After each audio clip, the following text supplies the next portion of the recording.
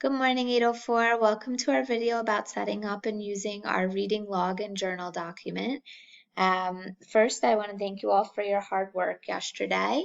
And now we're going to take the next step in establishing some routines and some guidelines for something that we will do on a daily basis, pretty much just like we do in class. So in class, we read for 20 minutes and we respond for 10. Mondays and Tuesdays are double entry. Wednesdays are interview the reader. Thursdays are pick a prompt, and Fridays have been Reader's Choice, Free Choice Friday, or Book Club.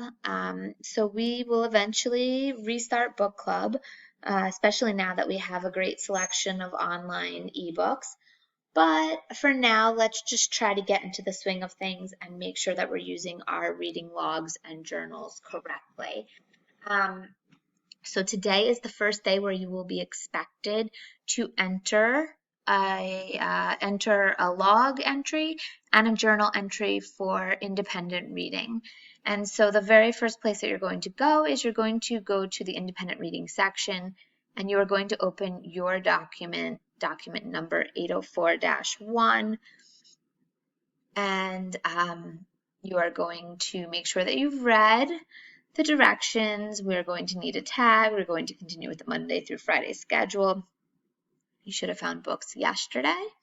That was your opener for today. So you should have just completed that opener and told me what book you are reading and where you found it. And now we are going to open the document. Notice though, before we go in, it says do not submit this assignment until you are personally asked to do so. All changes will save automatically. So when you enter the information into your log and you close it out, it is it's entered. It stays there. Don't submit. Don't mark it done. Don't turn this in till I ask you to. Eventually, we'll set up a schedule where you'll turn it in, where we'll actually set up a conference, whether it be a conference call or some sort of chat where we can go over your reading journal and kind of do reading conferring, but virtually. We're still working on that, so we'll get to that later. Right now, I just want to make sure you're using this document properly. So you're going to open your version of this, and you'll see at the top you have your reading journal log. Every day when you read, you enter the date, you enter the title. You are obviously not going to be reading To Kill a Mockingbird as your independent reading book, but I'm just typing that in for now. You're going to enter the starting page. So let's say a novel like To Kill a Mockingbird, probably you might read 20 pages, you might read 15 pages in 20 minutes. You're not estimating though. Oh, sorry, Alexa thought I was talking to her. So you're going to have to enter what you've actually read. So you enter your starting page that you actually read, you enter the end page that you've actually read. And this is different than in class. You're being very precise about your start time and end time. You have more flexibility than you do in class.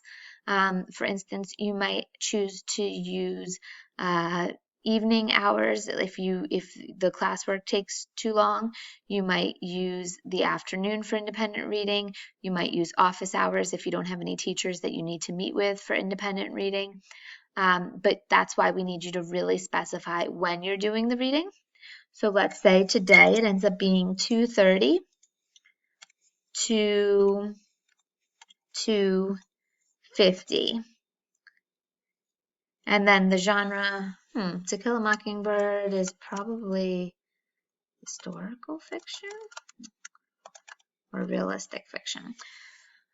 So that's where you start. You start with your reading journal log. You update how long you've read, the pages that you've read, the date that you've read, and you should stick with a book for a while. I'm fine if you're taking a break on occasion and you're reading a shorter book here or there, and that's a one-day, 20-pager type thing, 10-pager type thing.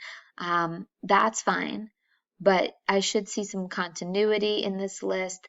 I should see exactly like what we look for in class, that you're sticking with novels and that you're really digging into them and understanding them. Underneath, you'll find your journal responses. So we have our directions here. Reading journal responses, keep the sample and directions at the top of the box below. This is the box. See, I just made the top blue.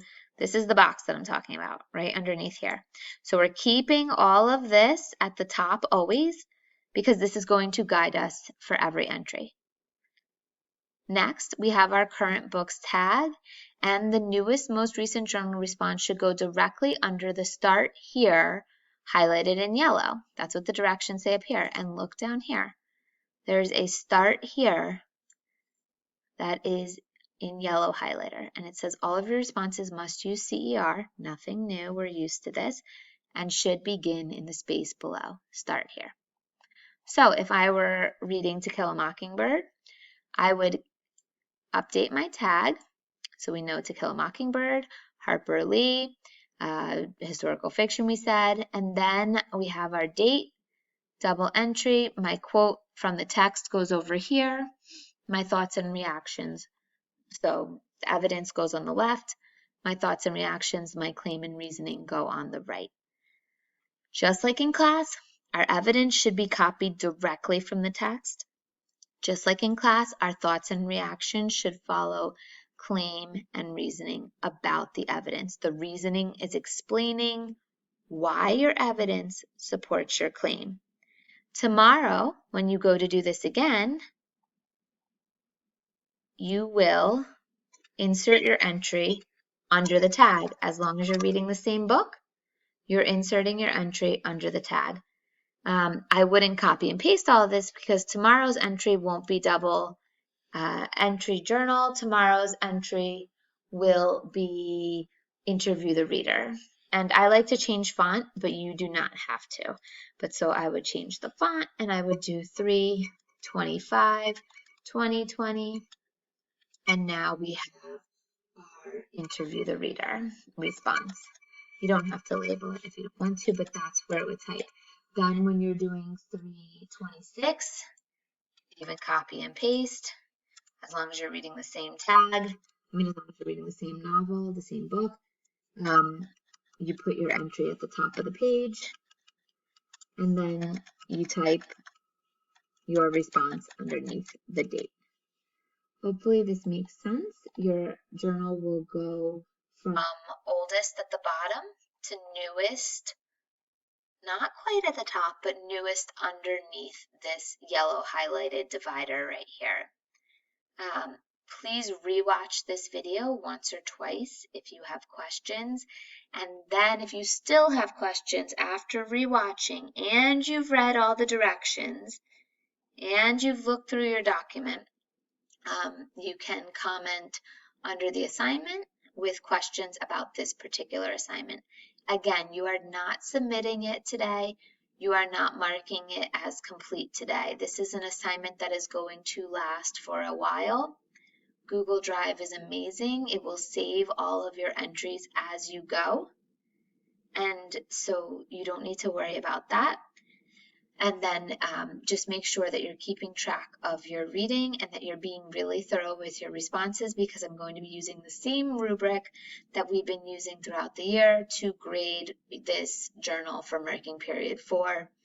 And again, like I said earlier, eventually I will ask you to submit it to me so that I can review it and give you feedback. I can make comments in the document just like I do with your Google Docs that you send in when we do writing.